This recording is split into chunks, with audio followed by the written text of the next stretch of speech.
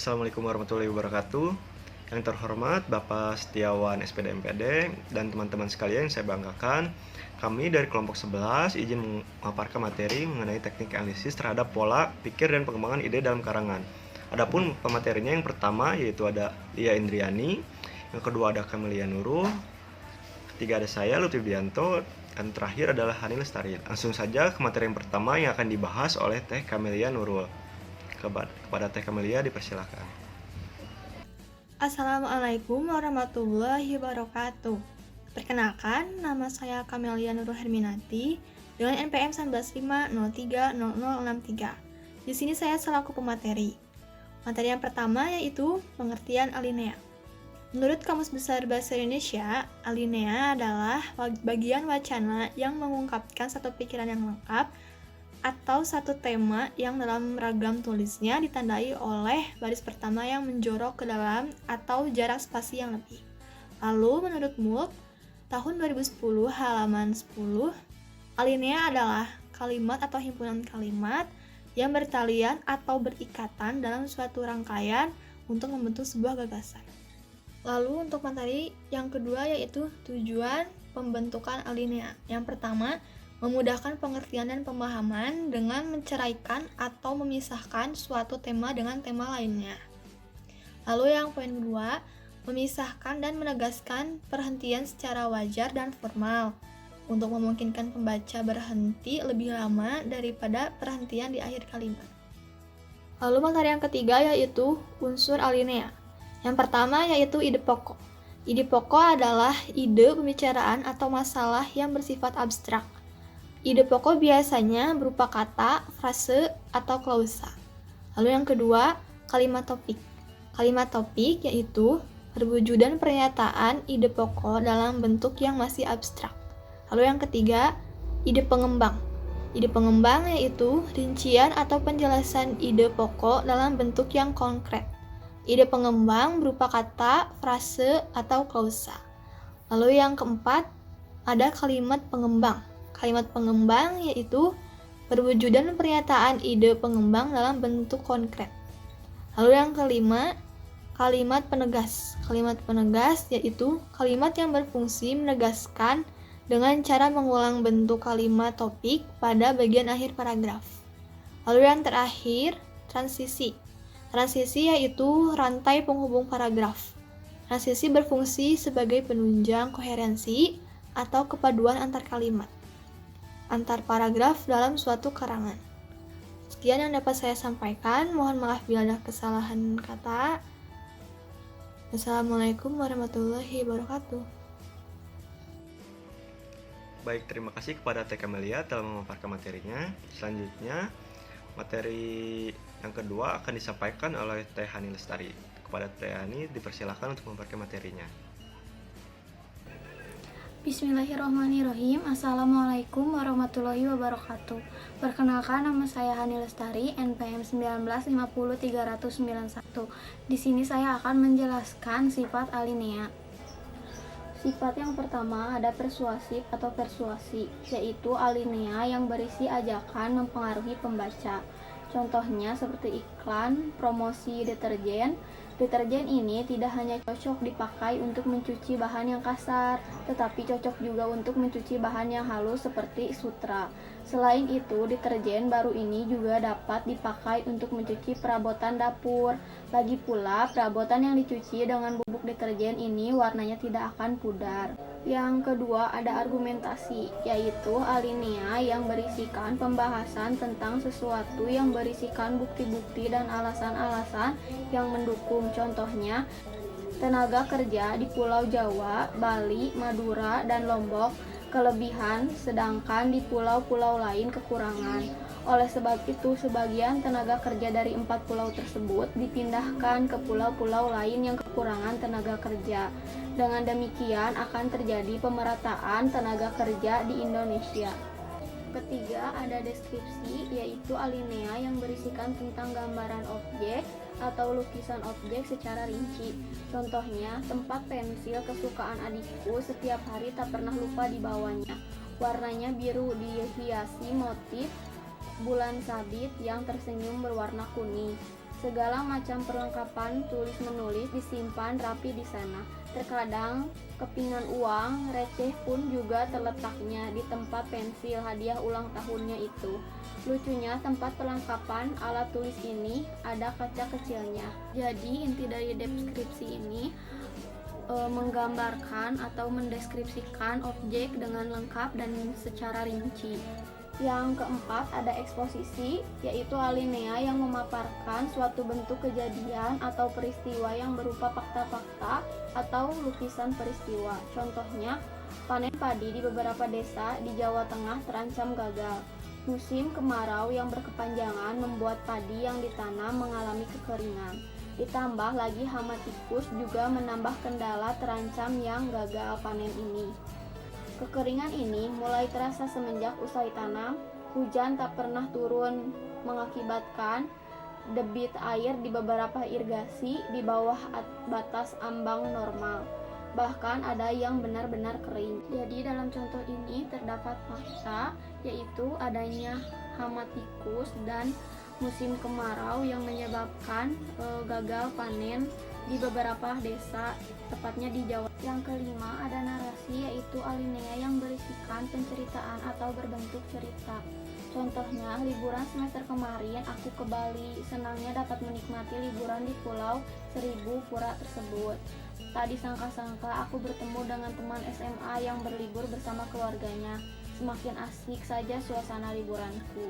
Selanjutnya ada letak kalimat utama pada alinea. Yang pertama ada alinea deduktif, yaitu alinea yang kalimat utamanya terletak di awal kalimat diikuti oleh kalimat penjelas. Contohnya, semua isi alam ciptaan Tuhan yang paling berkuasa di dunia ini ialah manusia. Manusia diizinkan oleh Tuhan memanfaatkan isi alam ini sebaik-baiknya. Akan tetapi tidak diizinkan menyiksa, mengabaikan, dan menyia-nyiakan. Yang kedua ada alinea induktif, yaitu alinea yang kalimat utamanya terletak di akhir. Alinea ini diawali dengan kalimat-kalimat penjelas dan diakhiri dengan kalimat utama.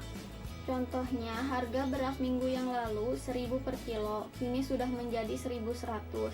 Gula pasir biasanya 1.250 per kilo, telah berubah menjadi 1.300 per kilo. Minyak goreng, susu bubuk, dan tepung terigu juga mengalami kenaikan meskipun tidak terlalu besar. Kelihatannya harga sebagian barang pokok terus bergerak naik. Yang ketiga ada alinea gabungan dari deduktif dan induktif, yaitu alinea yang kalimat utamanya terletak di awal paragraf dan ditampilkan kembali di akhir paragraf untuk penegasan. Ada alinea penuh, yaitu alinea yang kalimat utamanya terletak di semua kalimat. Alinea ini biasanya berupa uraian yang berupa deskripsi. Contohnya, pagi hari aku duduk di bangku panjang dalam taman di belakang rumah. Matahari belum tinggi benar, baru sepenggalah. Sinar matahari pagi menghangatkan badan. Di depanku bermekaran bunga beraneka warna. Kuhirup hawa pagi yang segar sepuas-puasnya. Sekian materi yang saya sampaikan. Mohon maaf apabila banyak kesalahan. Wassalamualaikum warahmatullahi wabarakatuh.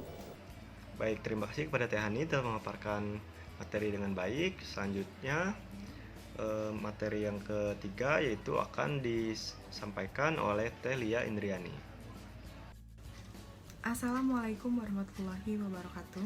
Perkenalkan, nama saya Lia Indriani Suryanto, NPM 195030059. Pada kesempatan kali ini, saya akan membahas materi mengenai metode pengembangan alinea. Yang pertama pada paragraf narasi.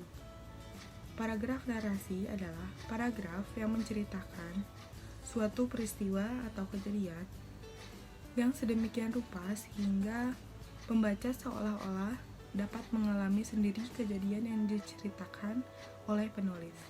Contohnya dapat kita lihat pada teks biografi dan laporan perjalanan. Yang kedua, pada paragraf deskripsi. Paragraf deskripsi adalah jenis paragraf yang menggambarkan sesuatu dengan jelas dan terperinci. Pola pengembangan paragraf deskripsi antara lain meliputi pola pengembangan spasial dan pola sudut pandang. Pola spasial adalah pola pengembangan paragraf yang didasarkan atas ruang dan waktu. Contohnya dapat kita lihat pada teks berikut ini. Pada malam hari, pemandangan rumah terlihat begitu eksotis. Apalagi dengan cahaya lampu yang memantul dari seluruh penjuru rumah. Dari luar bangunan ini tampak indah, mampu memberikan pancaran hangat bagi siapa saja yang memandangnya. Lampu-lampu taman yang bersinar menambah kesan eksotis yang telah ada. Begitu hangat dan begitu indah. Dapat kita lihat pada contoh teks berikut ini, isi dari teks tersebut atau paragraf tersebut mengandung waktunya ditunjukkan pada malam hari. Ruangnya, rumah digambarkan sebagai ruang yang diceritakan pada paragraf tersebut. Selanjutnya, yang kedua, pola sudut pandang. Pola sudut pandang adalah pola pengembangan paragraf yang didasarkan atas tempat atau posisi seseorang penulis dalam melihat sesuatu. Contohnya ada pada teks berikut ini. Sekarang hanya beberapa langkah lagi jaraknya mereka dari tebing di atas jalan. Medasing menegakkan dirinya sambil menguasai ke muka, dan ia pun berdiri tidak bergerak sebagai pohon di antara pohon-pohon yang lain. Oleh isyarat yang lebih terang, dari perkataan itu maju sekian temannya sejajar dengan dia. Di antara daun kayu tampak kepada mereka tebing itu turun ke bawah. Di kakinya tegak pondok, sunyi mati, tak sedikit jua pun kentara, bahwa dia melindungi manusia yang hidup. Pandai bergerak dan bersuara. Di bawahnya kedengaran sebentar-bentar sepi mendengus, dan bintang-bintang itu pun kelihatan kekabur-kaburan dalam sinar bara yang kusam. Dari celah-celah dinding pondok keluaran cahaya yang kuning merah, tetapi tiada berupa jauh sinar yang halus. Itu lenyap dibalut oleh kelam yang maha kuasa. Dikelilingi pondok itu tertegak pedati, ketiganya sunyi dan sepi pula. Dapat kita lihat dari contoh teks berikut ini menggambarkan suatu tempat atau posisi seorang penulis yang melihat sesuatu di sini adalah suasana pondok yang banyak sekali kejadian yang penulis alami.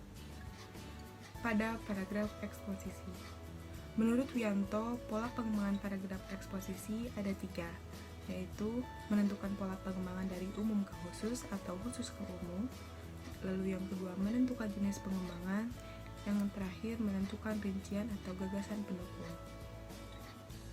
Selanjutnya yang keempat, pada paragraf argumentasi. Metode pengembangan argumentasi memiliki beberapa pola pengembangan paragraf argumentasi. Yang pertama, pola analogi atau perbandingan adalah penalaran induktif dengan membandingkan dua hal yang memiliki banyak persamaannya. Contohnya pada paragraf berikut ini. Sifat manusia ibarat padi yang terhampar di bawah sawah yang luas. Ketika manusia itu meraih kepandaian, kebesaran, dan kekayaan, sifatnya akan menjadi rendah hati dan dermawan. Begitu pula dengan padi yang semakin berisi, ia akan semakin merunduk. Apabila padi itu kosong, ia akan berdiri tegak. Pada contoh paragraf tersebut, ini menggambarkan suatu sifat manusia yang digambarkan oleh pada pola generalisasi atau umum adalah penalaran induktif dengan cara menarik kesimpulan secara umum berdasarkan sejumlah data. Contohnya pada paragraf berikut ini. Setelah karangan anak-anak kelas 8 diperiksa, ternyata Ali, Toto, Alex, dan Burhan mendapat nilai 8. Anak-anak yang lain mendapat nilai 7, hanya Maman yang mendapat nilai 6. Dan tidak seorang pun mendapat nilai kurang. Boleh dikatakan anak-anak kelas 8 cukup pandai mengarang. Selanjutnya, yang ketiga, pola sebab akibat adalah dimulai dengan fakta khusus yang menjadi sebab sampai pada kesimpulan menjadi akibat. Contohnya, pada paragraf berikut ini. Kemarau tahun ini cukup panjang. Sebelumnya, pohon-pohon di hutan sebagai penyerap air banyak yang ditebang. Di samping itu, irigasi di desa ini tidak lancar, ditambah lagi dengan harga pupuk yang semakin mahal dan kurangnya pengetahuan para petani dalam menggarap lahan pertaniannya. Oleh karena itu, tidak mengherankan panen di desa ini selalu gagal. Dapat kita lihat pada contoh paragraf berikut ini, atau contoh paragraf tersebut yang menjadi sebab disimpan di awal, lalu yang menjadi kesimpulan atau yang menjadi akibat disimpan di akhir kalimat. Selanjutnya, pola akibat sebab. Pola akibat sebab adalah dimulai dengan fakta yang dianggap sebagai akibat, kemudian menuju sebab yang ditimbulkan oleh akibat. Contohnya, pada paragraf berikut ini, jumlah anak jalanan di kota besar semakin hari semakin bertambah. Mereka memenuhi jalan-jalan utama di pusat kota dengan segala tingkah dan aksinya. Berbagai macam cara mereka lakukan agar dapat bertahan hidup di jalanan, dari cara yang sopan hingga yang paling brutal. Mereka berkeliaran di jalan dan mencari hidup dengan cara meminta-minta. Fenomena seperti ini mulai tampak menggenjala ketika krisis ekonomi melanda negara kita. Krisis yang berkepanjangan menjadi penyebab kesulitan hidup di segala sektor atau bidang. Sekian pemaparan materi dari saya.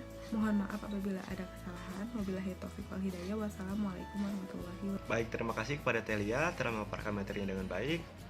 Materi selanjutnya itu akan dipaparkan oleh saya. Baik, selanjutnya itu ada metode pengembangan alinea persuasi. Nah, dalam paragraf persuasif, pola perkembangannya itu dapat dikembangkan dengan metode-metode yang khusus. Yang biasa digunakan dalam mengembangkan paragraf persuasif itu, yang pertama ada rasionalisme.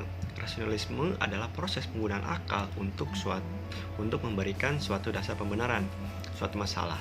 Contohnya, iklan sabun Lifebuoy yang sejatinya dapat membunuh kuman. Nah, iklan sabun Lifebuoy yang sejatinya dapat menggunakan kuman itu suatu dasar pembenaran suatu masalah. Yang kedua, identifikasi. Identifikasi ini adalah penulis mengidentifikasi diri sebagai pihak yang dekat berpihak dan memperjuangkan kepentingan pembaca. Contohnya, kampanye yang pembicaranya mengidentifikasi diri sebagai pihak yang tertindas seperti pendengarnya. Lalu yang ketiga yaitu ada sugesti. Sugesti ini adalah mempengaruhi pembaca untuk menerima suatu keyakinan tanpa memberi suatu dasar kepercayaan yang logis. Nah, jadi dapat disimpulkan bahwa sugesti ini suatu untuk mempengaruhi pembaca agar menerima keyakinan dari si penulis tanpa adanya dasar kepercayaan yang logis. Selanjutnya ada konformitas. Konformitas ini adalah sikap mental untuk menyesuaikan diri dengan keadaan yang dialami pembaca. Nah, metode ini mirip dengan identifikasi. Perbedaannya, dalam identifikasi ini penulis hanya menyampaikan beberapa hal yang diketahui dirinya dengan pembaca.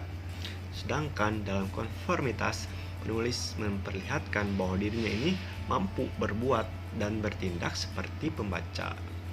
Lalu selanjutnya ada kompensasi. Kompensasi ini adalah penulis atau pembaca. Penulis ini mendorong pembaca untuk melakukan tindakan lain sebagai pengganti atas kelemahannya atau keinginan yang gagal dicapai. Lalu selanjutnya ada proyeksi. Proyeksi adalah teknik untuk menjadikan sesuatu yang awalnya adalah subjek menjadi objek. Selanjutnya ada penggantian.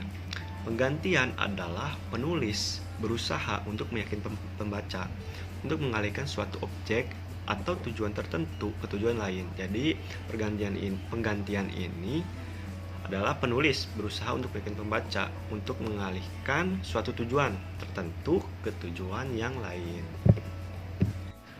Selanjutnya ini ada bentuk implementasi, teknik analisis, dan metode pengembangan dalam karangan. Ini ada contoh paragraf yang pertama. Ibu membeli sayur-sayuran di pasar dan membeli buah-buahan. Kalimat kedua, temanku ada yang membeli jajan yang sembarangan. Setelah dia pulang, dia jatuh sakit. Pada saat itu temanku harus berobat ke rumah sakit. Maka saya setiap berangkat sekolah dan istirahat saya membawa bekal sendiri di rumah. Seperti sayuran, buah-buahan, dan nasi. Maka saya diperintah oleh ibu untuk tidak boleh makan jajan sembarangan. Nah, metode pengembangan dan sifat alinea pada paragraf tersebut adalah metode pengembangan alinea narasi. Dari teks tersebut juga dapat diketahui bahwa penulis ini masih kesulitan dalam mengembangkan paragraf. Penulis terlihat masih kesulitan dalam menyusun kalimat. Dari kalimat pertama, terlihat bahwa struktur kalimatnya siswa masih berantakan dan tidak sesuai dengan pola SPOK atau pola subjek, predikat, objek, dan keterangan. Kalimat tersebut ini lebih sesuai apabila diubah menjadi ibu membeli sayur mayur dan buah-buahan di pasar.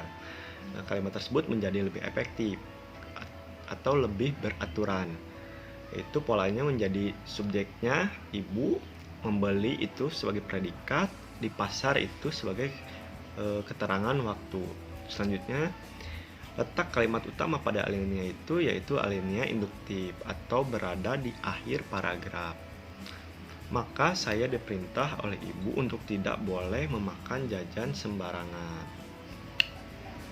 Kemudian dari teks tersebut dapat dilihat bahwa antara kalimat satu atau kalimat pertama dan kalimat kedua itu tidak berhubungan. Kalimat kedua dan kalimat ketiga siswa menceritakan kisah temannya yang tidak menjaga hidup sehat, sedangkan di kalimat pertama siswa ini menceritakan bahwa ia dan keluarganya menjaga hidup sehat.